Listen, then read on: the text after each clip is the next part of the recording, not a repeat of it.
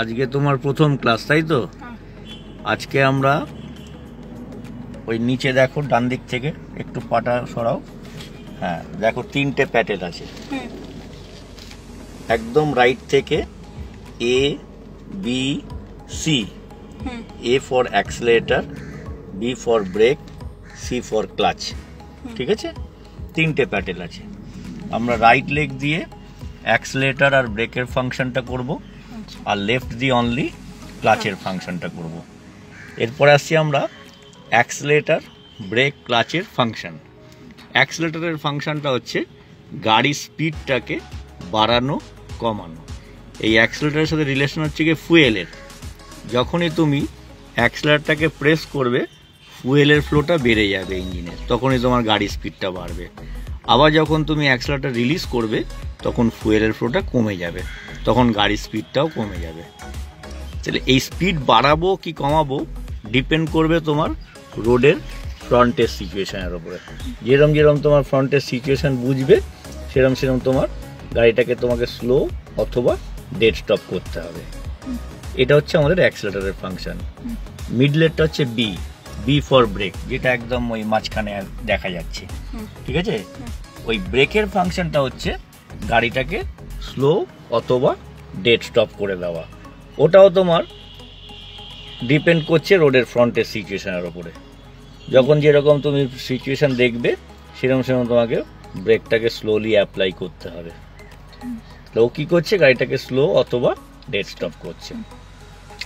এরপরে আসছি সি, যেটা একদম লেফটে আছে, একদম লেফটে যেটা আছে সেটাকে বলছে সি। C for clutch. ক্লাচের ফাংশনটা হচ্ছে আমাদের গাড়িতে দুটো পার্ট আছে, একটা গিয়ারের পার্ট, একটা ইঞ্জিনের পার্ট। যেটা দেখতে অনেকটাই দেখো এই যে এটা দেখছো এরকম গোল, আর এই দাঁতের মতো থাকে, এই দাঁতের মতো থাকে। এটা সাপোজ ধরো গিয়ারের পার্ট, এটা সাপোজ ধরো ইঞ্জিনের পার্ট, এরকমই দুটো পার্ট থাকে। যখনই আমরা ক্লাচটাকে প্রেস করব তখন ওই গিয়ারের সাথে ইঞ্জিনের পার্টটা ডিসকানেক্ট হয়ে যাবে। আবার যখন ক্লাচটা আমরা আস্তে আস্তে করে রিলিজ করব তখন গিয়ারের সাথে ইঞ্জিনের পার্টটা আবার কানেক্টেড হবে। তাহলে ক্লাচের ফাংশনটা কি হলো, গিয়ারের সাথে ইঞ্জিনকে কানেক্ট করা, ডিসকানেক্ট করা। এটা হলে কি হয়, গিয়ারের সাথে যখন ইঞ্জিনটা কানেক্ট হয় তখন ও ফ্রন্টে মুভ করে, চাকাকে রোল করার পাওয়ার দেয়, ও গুড়গুড় গুড়গুড় করে সেই পাওয়ারে গাড়িটাকে মুভ করাবে। আবার যখন তুমি ক্লাচটা প্রেস করে দেবে গিয়ারের সাথে ইঞ্জিনের পার্টটা আবার ডিসকানেক্ট হয়ে যাবে। ডিসকানেক্ট হয়ে গেলে কি হবে, ও আবার চাকাকে রোল করার পাওয়ারটা দেবে না, প্রিভিয়াস মোমেন্টাম যতটুকু পাওয়ার আছে সেই পাওয়ারে গড়াবে, তারপরে সে থেমে যাবে। এই হচ্ছে আমাদের এ বি সি এর ফাংশন। তোমার কাছে ক্লিয়ার হলো?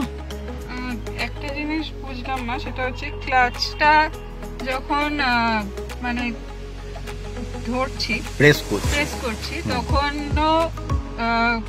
সেভাবেও গাড়িটা স্টপ হয়ে যাচ্ছে, কারণ কি যেহেতু ডিসকানেক্ট সঙ্গে সঙ্গে স্টপ হবে না। আচ্ছা, কিছুটা যাওয়ার পরে মানে প্রিভিয়াস মোমেন্টাম পাওয়ার যতটুকু থাকবে সেই পাওয়ার অনুযায়ী ও যাবে, তারপরে ও থামবে, তার আগে থামবে। আর ব্রেক, তার আগে যদি তোমাকে থামাতে চাও তাহলে তোমাকে কি করতে হবে, ব্রেকটাকে প্রেস করতে হবে। ঠিক আছে, বুঝে গেছে? এবার ক্লাচটা আমরা কখন কখন ইউজ করব, ক্লাচটা আমরা মেনলি 2 টাইমস ইউজ করি। ফার্স্ট নাম্বার 1, এইটাকে বলছে গিয়ার লিভার। যতবার আমরা এই গিয়ার লিভারটা দিয়ে গিয়ারটাকে চেঞ্জ করতে যাব, ফার্স্ট ক্লাচ প্রেস করবে, then gear change, after gear change আবার আস্তে আস্তে ক্লাচটা রিলিজ করলে গাড়িটা গুড়গুড় করে যাবে।